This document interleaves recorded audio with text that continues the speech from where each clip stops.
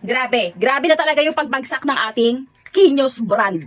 Etong Kinyos na to guys, eto ha, pumunta ka na lang dyan sa videos ko. Meron ako mga videos dyan, kalkalin mo yung profile ko.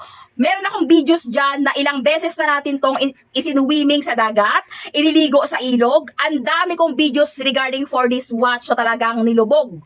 Nilubog, isinisid. Etong relo na to mga pangga ko. Ha, mga pangga, discounted siya ngayon. Ipipilit ko sa inyo kasi guys, pangdiinan talaga to si ating Kinyos brand. Discounted talaga si Kinyos natin. Ito ang itsura niya pag sinabing waterproof na waterproof. Matibay yung pinaka-glass niyan. Solid na solid yung pinaka-glass ng product natin. Ayan yan. Pakita ko ano appearance pag mga pangga, pansin nyo sukat na sukat ko yan. As in talagang sukat na sukat ko yan kasi everyday use ko to. Ginagamit ko, nilalaspag ko talaga yan bago ko ipilit sa inyo. Okay, ganyan ang itsura ng product pag suot-suot. Waterproof na waterproof, matibay na matibay yung pinaka-glass niyan. Quality talaga. Ilalagay ko yung link sa baba ha pag gusto niyo yung ganitong klaseng relo.